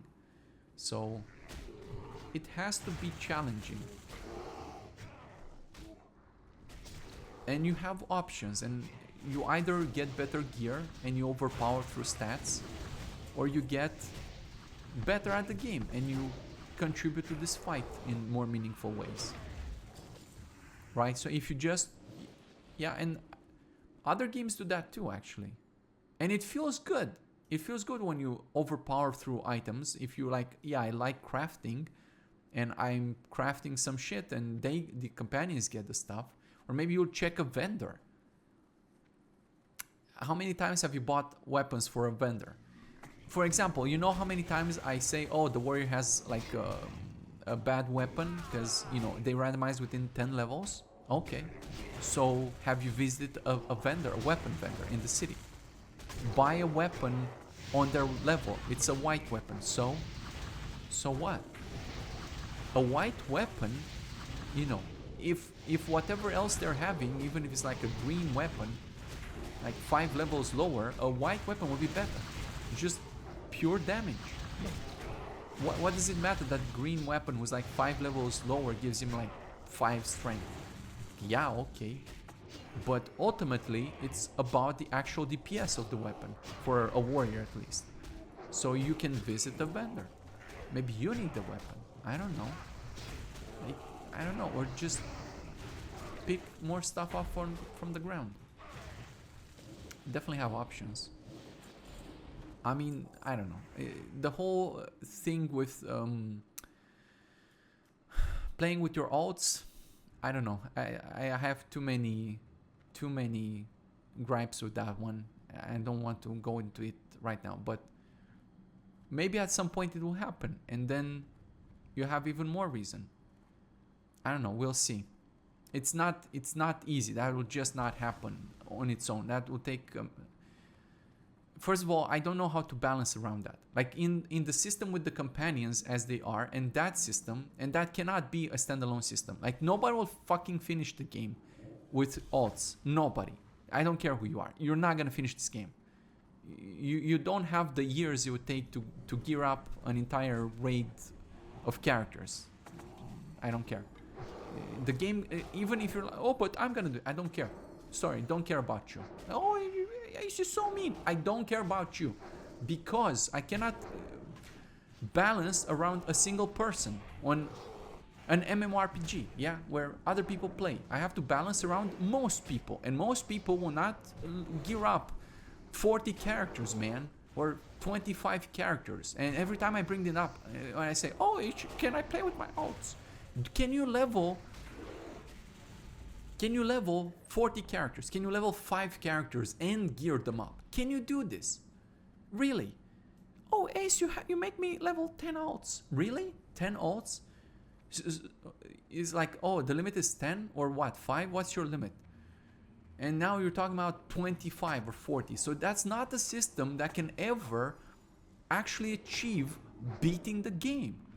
So I cannot even, you know, I talked with so many people on this, and every time I ask them, I don't know, it's like a black box. I asked them, how much time do you have? Do you have 5 years to just level 25 characters in TBC or 40 in vanilla? No. It's like a deer in the headlights, you know? It's just staring at you. It's like, I don't know. No, you don't. That's the thing. So I cannot implement this system because you take a lot of time, a lot of effort.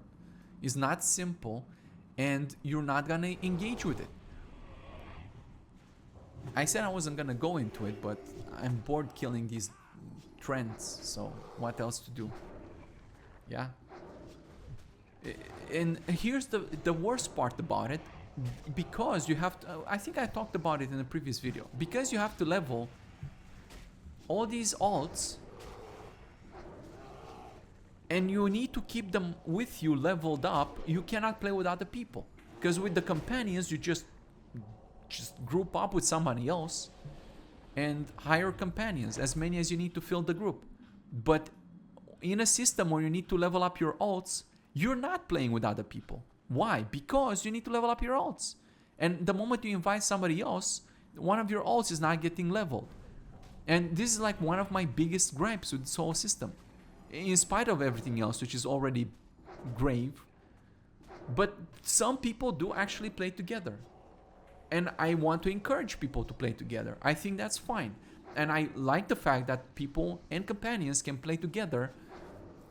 And you see that I put so much thinking into how do they work together and with you, and how do they synergize. Because when I write the code, I don't just write it, oh, just imagine you're playing with other companions. No, it's like, yeah, you can, we need to account for the companions, but I also account for the people. So in all these decisions, there's both accounted for.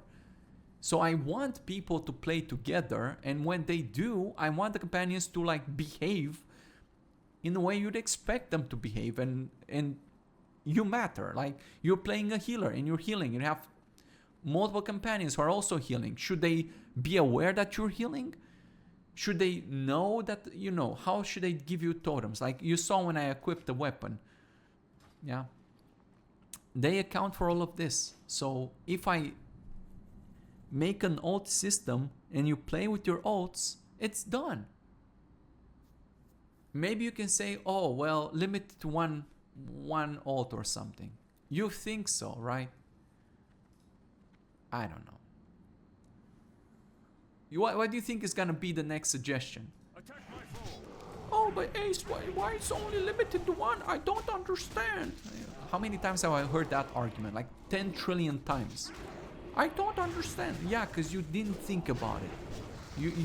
A lot of the times, a lot of the suggestions are just from one person's own selfish desires, disregarding what anyone else might want or might have a problem with, and even disregarding what are the own consequences of choosing that. So no, even if I were to implement it, it would be probably a bad idea to have 5, right? Or 4, whatever. You have like 5 full group, just for this, the reason I explained, because you'll not be playing with other people. So okay, maybe you can hire one ult. Okay, maybe.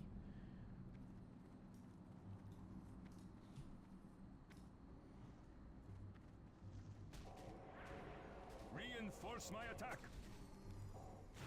That's kind of what the legacy system is for ultimately, and it's there and it does that, and you can hire all your alts. I don't care at that point because they're already leveled. So if it's already leveled, we don't have this problem. You're not gearing it at the same time, which is also an important problem. It may not seem like it, but we are playing in an MMORPG where what makes it an MMORPG and the reason why it can sustain itself and the server was not shut down yet is because people keep playing. What are they playing so much? Well, you can only do so much on one character, but you can level up another character. You have multiple characters, and you know, having multiple characters keeps you playing on the server, and people play more if there are more people playing. People attract other people. So if the server is, you know, has some population, then it's more likely that more people will play and some of them will donate and keep the server up and going. I know it's like, oh, it's like, nah. It's a reality, yes. We don't live in a fantasy world. Someone pays for this and it's people who support the server.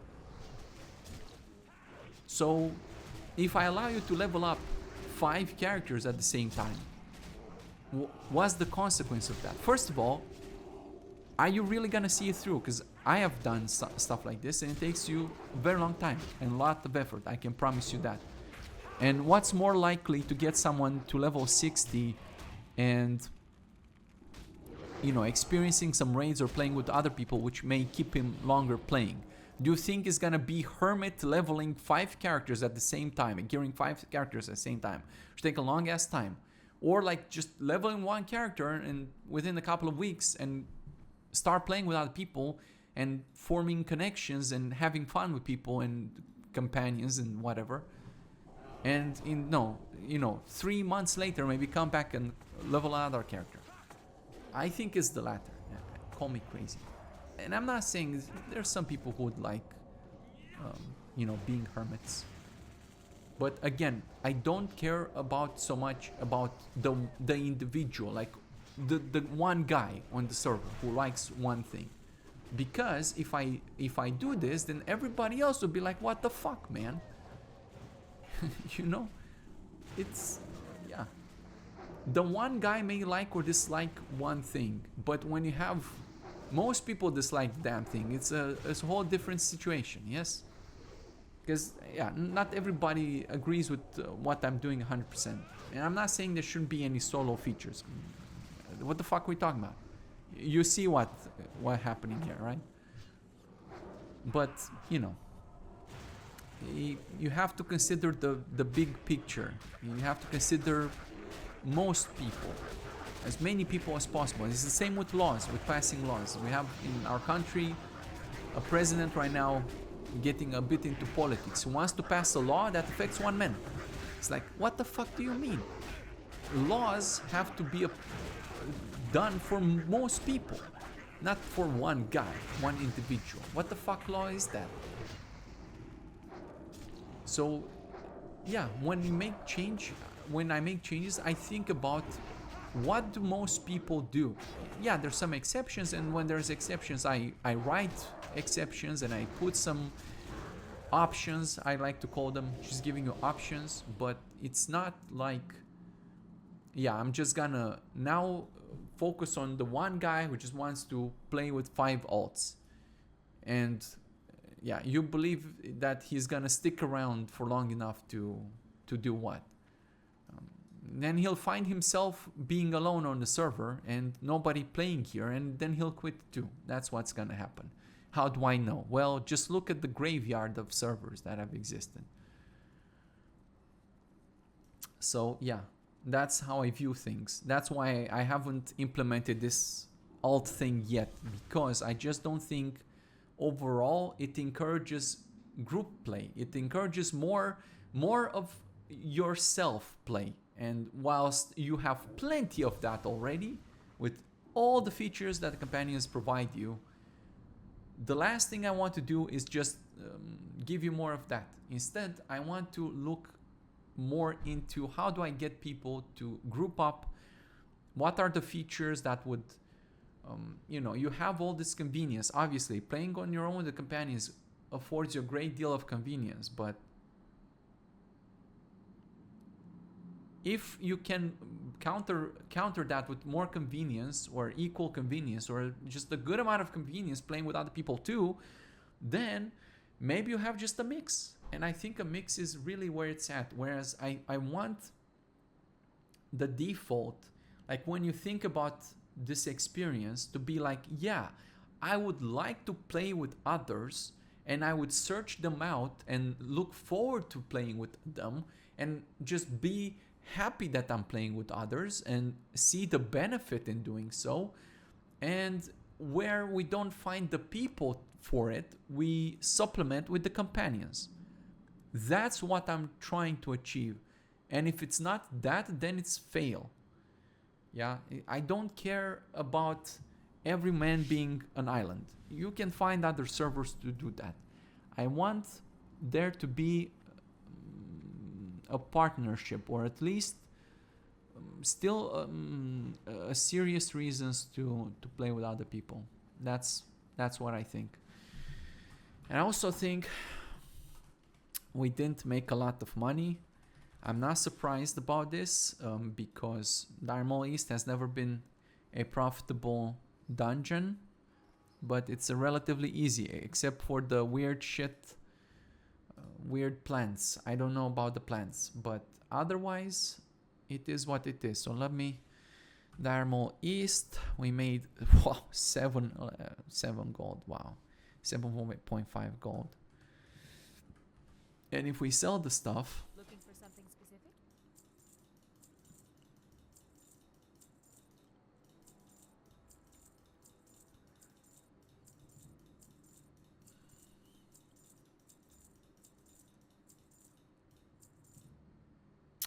$39, well, it's not terrible.